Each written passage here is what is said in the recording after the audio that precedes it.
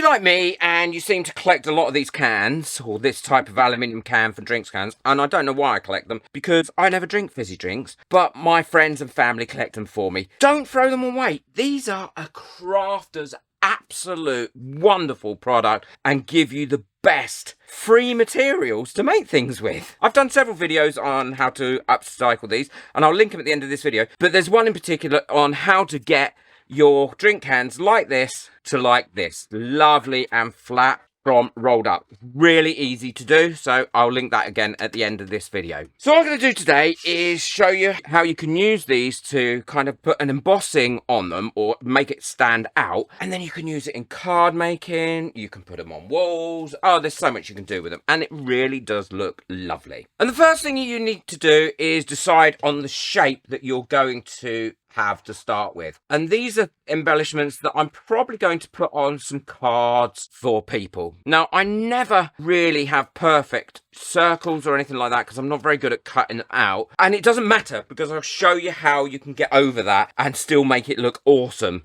at the end. So for this one, I'm going to do some like rectangular shapes. I'm going to do one that's slightly larger, and I like to get my shapes all cut out first before I start embossing on them. I find it's much easier to do it like that because that way you know the area and shape that you need to work within. So to be able to put the pictures on, what I like to do is I like to have them so the actual embossing is more coming out on the aluminium side rather than the coloured side. But there's no reason why you couldn't have it on the coloured side. And if you don't want to do it freehand, you can do some brilliant bits freehand, but if you don't want to do that, then all I've done is I've printed out some bits on my Cricut here. I've mirrored them because some of them have got text in, and this is a really easy way to get some great results. So all I do is cut them out, and then once you've got them cut out, I put them on the ones that I want to put them on. So for instance, this one says Crazy Chicken Lady, and to be honest, this is for my friend Carolyn because she keeps chickens and she is crazy and she is the chicken lady. I may even put it in the post to her. Now this is a really important tip. Once you've decided where you're going to put it, cut a wide enough piece of tape to cover the whole piece of paper. And you'll see that that will make a massive difference when you're going to do this. The reason is, once you've used it through the tape like this, it won't split the paper that's underneath and you'll get a much cleaner finish. So I'm going to go along and I'll prep them all, and then I'll show you how to do the indent and how to make that nice and easy as well. And now I've got those all set up, all I need to do is make the shape of them. And I'm going to be using here, this is just a bit of packaging foam. It came with something and it's quite firm. It's a lot more firm than polystyrene, and this allows you to push through. Now there's lots of different tools that you can use for this. I'm going to use some of my clay tools, but if you haven't got any clay tools, then it's easy. You can use a ballpoint pen, and to be honest, you can even use the end of your scissors, and literally all you have to do, so if I do it with a ballpoint pen, is with a light pressure I go around and push through, okay, and then you'll find that that will come out the other side. Apart from the fact that I've messed this one up because for some reason I've put the picture on the silver side when I didn't want it on the silver side. So I'm going to just quickly change that. So ignore all this, Jordan. And I prefer to use the ball styluses more than anything because I find that they do less damage to the paper. And all I do is I choose which one I'm going to have, and then I go over it like this, and you can always see where you've gone because it kind of leaves a mark in the paper or the sellotape. Then it should come out like that on the other side. Now if you want to use a ballpoint pen, then you can try and use consistent movements without making too many breaks, because that way you have a nice finish to it rather than having like jaggedy bits on it. So I've gone all around that gnome now,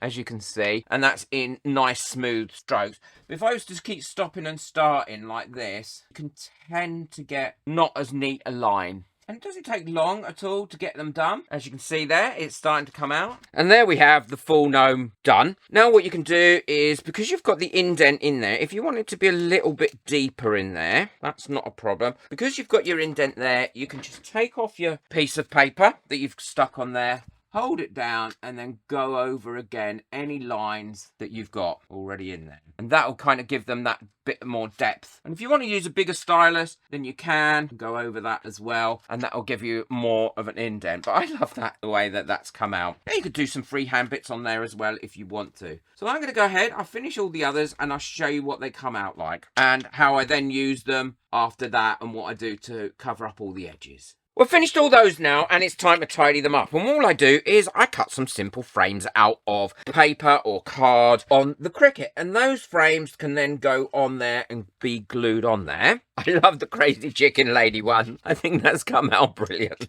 Carolyn, you're going to love it. I've now got all my frames matched up to whichever ones they go into. And I've also cut some out of this mirror card. I love this mirror card. And it really does highlight them superbly well. And I've found the best glue to use is an all-purpose glue like this, Yoo-hoo. And all you have to do is put a bit on the very edge, like this, going all the way round. You don't need much, just a little bit. Make sure you get it on all the edges. And then turn this round and then put a little bit on here as well, like that, and let it dry for about 2 or 3 minutes. So each side is dry, and then once it's dry, I'll show you what to do next. And now that glue is dry, all I need to do is turn that over, push that down like so, line those up. Any overspill of glue I can get rid of anyway afterwards, so make sure that's on there. And then I put a weight on it, going all the way across, and leave that to dry for about 10-15 minutes completely. The reason I put a weight on it, it just keeps it well connected. And this is just a weight I've made from resin that I've been sent that I didn't like because it goes yellow really quickly, as you can see how yellow that is.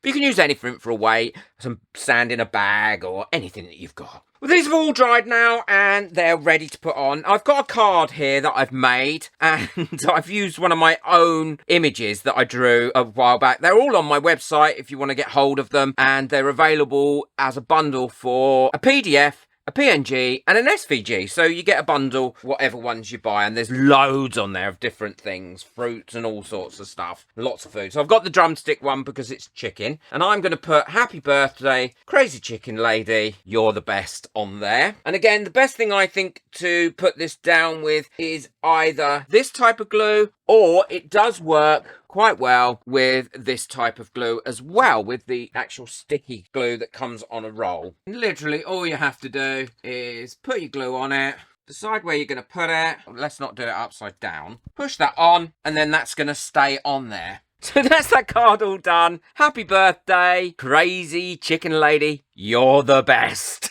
And all handmade. I think it just gives something really, really different. And here's the other ones. And you can put these on Halloween cards or Christmas cards. And also, if you've got a laser as well, you can use the laser to engrave on them, and that works out exceptionally well. So on that one I've done hello, but I've got it on the actual coloured side of the can. For that one it's happy Halloween, again another happy Halloween. But overall, a really easy way to use the cans, upcycle them, make something different with them. If you've enjoyed this video, then be sure to check out the video that's coming up now on how to make sure that you get your cans lovely and flat. Boot that like button, hit that subscribe button, and leave me a comment.